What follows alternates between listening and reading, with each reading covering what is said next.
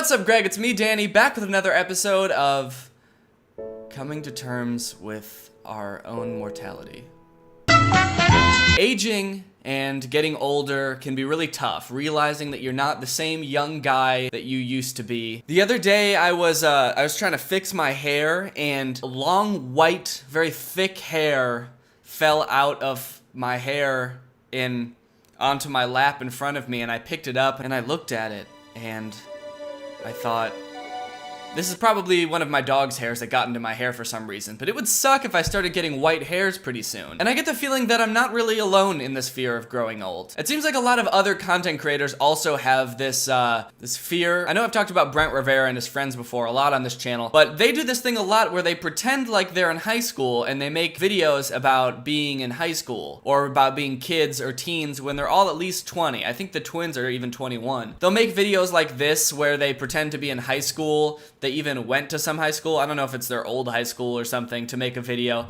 I can't even imagine like going to my old high school to make a video about pretending to be in high school. Like I can't even look at my old high school without, I don't know, pooping? Like, can you imagine being in high school and like every now and again these old guys will come by to shoot a video for their YouTube channel to make it seem like they're in high school? It's just really weird. Brent also has all of these videos on his YouTube channel that are called things like 15 lies every kid tells, how parents see things versus how teens say things. Just all these things that really make it seem like he's trying to just hold on to his youth for as long as possible. And it's a little bit sad, but mostly just creepy. It's like, dude, you're not in high school anymore. Just stop making videos about being in high school. Now, when older YouTubers or content creators post videos like this, it's not only weird and kind of like predatory and creepy, it's also usually not very relatable at all. Like this video that's called Walking Alone versus Walking with Your Friends. When you're alone, you automatically get bullied, you get your paper smacked out of your hands. But when you're with friends, you walk into school and you immediately take your shirt off. That also adds another level of creepiness to shooting at some high school that you don't go to. Just like, hey, you know that dude who graduated like 3 years ago? Yeah, he's in the hall with his shirt off, making a YouTube video. Lele Pons also recently posted a video called High School Bully. And I think that this is a really good example of when someone who's not in high school makes a video about what it's like to be in high school that is not like high school at all. It starts off with this dude who's apparently the bully who walks up to this entire group of kids and just asks them all for lunch money. Lunch money, now! First off, the whole lunch money thing is a cliche, right? I don't think anybody ever actually gets bullied for lunch money. And if they do, it's usually just one person. You don't just walk into a crowd and say, everybody give me your money. I'm the bully, and I'm here for all of your lunch money. Like, cause what is he gonna do? Is he gonna beat up all of you? No, obviously not. Anyway, the video's about Lele Pons coming to the school as like a new kid, and she sees this bully and she wants to learn about his backstory. So Lele asks this dude who totally looks like a high school student and not some 33-year-old guy. She asks him what's up with this bully, and he tells her his whole backstory. And apparently the bully used to be a nice kid, but then he got his heart broken, and so then he decided that he wanted to become a bully. First off, this video implies that like a kid who bullies other kids in high school just decides one day that they're gonna be a bully. Like they're looking in the mirror and they're like, yeah, I think I'm gonna start punching kids at school today. Anyway, he takes off his braces and his glasses, also implying that like bullies don't care about having straight teeth or being able to see. And then he emerges in this like jean vest with wristbands and eyeliner like he's a goth bully from an early 2000s movie. Like looking at this video, it's clear Lele Pons has never been bullied in her entire life. It seems like no one's ever even been mean to her. And the only reference for someone who's mean she's ever seen is the bully from Fairly Odd Parents. And the fashion is like a conscious choice. He's like, okay, I'm gonna start punching kids at school, so now I have to start wearing eyeliner to school also. Anyway, the video ends with Lele deciding that she wants to try to change the bully because she thinks he's just some heartbroken kid. So she walks over, and this time the bully is standing around the same group of people, but just asking everybody to do his science homework for him. Where's my science homework? I said I needed it today. How do you think I'm gonna turn it in? Hey, don't do that. You have my science homework? No, I don't have your science homework. Then who has my homework? No. To be honest, that doesn't really seem like bullying. It just sort of seems like this dumb kid who forgot to do his homework is like pleading with everyone to give him, like, help him. Anyway, Lele asked the bully on a date. Because I want to go on a date with you. And for a second, it seems like the bully facade starts to fade away. But then he gets distracted because he sees some other kid he forgot to ask about science homework, and then he runs off chasing him. And that's the end of the video. So the moral of the story is you can't change bullies. They're always gonna wanna steal your science homework. There's just like so many things in this video that like just don't make sense. It's like a video for high school kids, about high school kids, written by someone who isn't in high school, and quite honestly, it seems like has never even stepped foot in a public school. It seems like there's been a big problem for people who make this super relatable content. I feel like this stuff sort of started on Vine when it would be like, white people be like, or girls be like, and boys be like. Very surface level relatable stuff. And over time, these Viners have transitioned to Instagram and YouTube, and they've sort of run out of these like surface level things to make videos about, and so they've just sort of run out of ideas. I think it's pretty apparent if you look at Hannah Stocking's YouTube channel. She's got super relatable titles like Dating a DJ, which I think is something that we've all done, or Runaway Bride, which is a very common issue plaguing the high school students of today. Hannah Stocking also has a knack for trying to appeal to high school kids with her videos. This video she posted recently is called Timed Mile in PE. The mile is something that people talk about a lot, is something that they really didn't like about high school. It's a pretty commonly memed about thing. So this should be pretty low-hanging fruit for Hannah Stocking to make a pretty relatable video about, right? Wrong! First off, we have a cast of characters here that seem to range from like being maybe 22 to 30.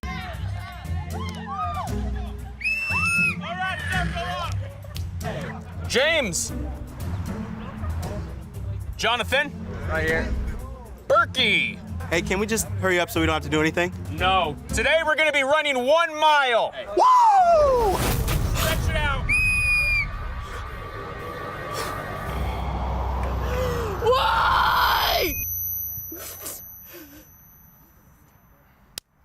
4 laps in under 15 minutes. This video has very weird pacing, if you haven't been able to tell already. We're like 30 seconds in, and it's just already very awkward to watch. It's like, you can sort of tell that they like got on set with a vague idea of what they were going to film, but they weren't entirely sure. That's how a lot of like Hannah Stocking and Lele Pons videos, they're all like this, where it's just like, well, we have the basic idea of what we want to do, and shooting a video is very easy and not complicated at all. So let's just figure it out when we get there. Hey, what's up?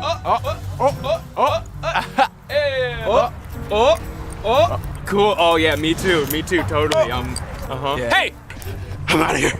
Hey, you're expelled! Expellation! That moment when your gym teacher expels you, that crazy moment when your gym teacher has the power to expel you. High school was crazy, man. The gym teacher was just expelling kids one after another. You're not listening, you're expelled. You're trying to get out of this? Expelled. Those gym teachers had way too much power. Got a doctor's note. All right, that's fine, yeah. Sit out, no worries. What's your excuse? I got in a car accident. Do you have a doctor's note? I do not. I'm so much pain. Get over there and start running! Come on! Oh yeah. Yeah, we all had that one gym teacher that was physically abusive and made kids with crippling disabilities run the mile. Remember, 4 laps! Yeah, look at this dude. In what world can this guy pass as a high school student? He's like jacked, and he's got a 5 o'clock shadow, a more than 5 o'clock shadow. It's an 8 o'clock shadow at least. On your marks! Anybody else thirsty? Get set!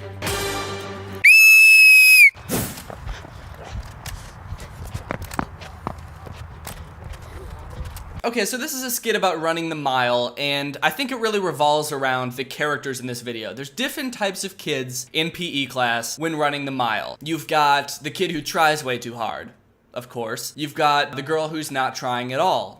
Obviously, every gym class has that. Is that a frappuccino? The kid who runs off into the mountains the second the mile starts. Well, actually, wait. And the kid who comes to school the day after getting into a serious car accident without a doctor's note. We all know that kid. That classic character. Ooh, and the chubby slow kid. Haha, yeah! Then there's this weird part where Hannah gets like heat exhaustion and starts hallucinating and sees this like wizard guy who's also her coach. Yes, this is something that I know I certainly have experienced and can relate to on a very deep level. Hallucinating in gym class every day. Every day. Anyway, they finally finish the race. Everybody cheers on the chubby kid. He finishes the race last, obviously. And then the coach congratulates them for all finishing the full 4 laps. But then the chubby kid's like, wait a minute, I thought you only said we had to do 1 lap. I thought we were just doing 1. And then this happens. We're going again! Again? He makes all of them do the whole mile again, just because one kid didn't do the whole mile. This is another video about common high school experiences. It's called High School Rivals. We all went to high school and we all had high school rivals. This video starts off in a classic classroom scenario. They're sitting in a room made of cinder blocks, so I guess they're either in prison or a storage unit. Now, I wish the Olympics today would last a lot longer, so I'm gonna make it a project. It's simple. It's simple. All you gotta do is make the Olympics part of your week and then come back and let us know how it goes. So this is how the story is set up. The teacher gives them this vague-ass project. He just says, make the Olympics part of your week and then come back and let me know how it goes. There's no criteria for making the Olympics part of your week. Just somehow do something Olympic related in your week and then come back, and you don't have to write a paper or anything. Just let me know how it goes. I'm just curious. Guys, we have to get an A on this Olympics project. Let's go get some lunch so we can brainstorm some ideas and be prepared. Vultures! I'm not messing with these vultures, man. We shouldn't go this way. We gotta go the long way home. We've never been that way, are you sure? That's East High's territory. Spooky old vultures. Oh, man. That's our rival West High. Cracked my neck. Looks like West High is crossing over onto East High's turf. Uh-oh, so now they were walking home and they got deterred by some vultures, which happens so much when I was walking home from high school. Spooky old vultures. They came across these kids from their rival high school who were just playing on a playground for some reason. And now it looks like they're having this like West Side Story kind of standoff. Did this ever happen in high school to anyone with their rival high school? The most confrontational that our high school rivalry ever got would be like me occasionally saying to my friends, I wish our theater program was as well funded as theirs was. And that was about as savage as things got over there. You know what happens when you come to our turf, right? We're gonna have to battle. You guys, I'm scared. What do we do?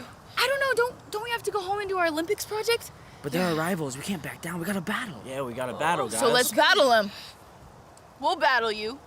Olympic style! It's a beautiful sunny day here in downtown Los Angeles, where 2 competing high schools are competing in their very own Little Olympics. The plots of these are so confusing. They met their rival high school and they wanted to battle, but they also had to finish this vague Olympics project. And so they're gonna just combine the 2 things and they're gonna battle these kids with this Olympic style competition. The news is here for some reason. They have a referee. They have this whole thing set up. I mean, they must really hate each other to work together so well to coordinate this whole thing. I mean, this is a whole event. You gotta really hate somebody to organize an entire event around kicking their butts. Anyways, the rest of the video is just them competing in these weird, made-up events that are somehow Olympic-like. You're probably wondering, well, do they get an A on the project? You never really find out. They finish the whole competition and the ref is about to crown a winner when one of the kids gets picked up by an awful looking CG vulture and carried away,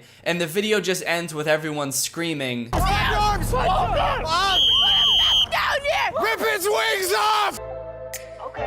Do you see what I mean when I said, like, they have the basic idea of what they're going to do when they start filming, but they don't really have, like, the ending finished or anything? Because it seems like they filmed this whole video, and then when they got to the end, they had sort of forgotten what the initial conflict of the video was. Like, the initial thing was to try to get an A on their project. Then they get sidetracked with this competition thing, and then that doesn't even end. This kid just gets carried away. There's, like, no resolution to any of the subplots. It's like they just stopped the plot. So Hannah Stocking is 26 years old. She hasn't been in high school in probably 8 years. My point of making this video isn't that you're not allowed to be over 26 years old.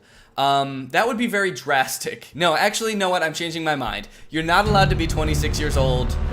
Everyone above 26 must be put to death immediately. My point is that if you are 26 you shouldn't be trying so hard to like appeal to teenagers. What I do when I make videos is I try to make things that I think I would like, things that relate to me, things that I think I experience that other people experience as well. And that's what I think resonates with people. But when you gain this like following by trying to say what you think people younger than you should be feeling or like thinking, and you also try to like relate to them like you're one of them, it comes off really, really bad. And then also when she does brand deals and stuff, which she has, they're also very cringy. She's got a few where she just like literally reads from a teleprompter about like scientific studies and stuff. Your prefrontal cortex is the part of your brain that's in charge of planning and decision making. It's so obvious that she's just like reading like that. But when you're doing brand deals and stuff like that and you're trying to sell things to kids too, that just makes it that much worse. Anyways, that's the lesson for today. Be yourself, and if you're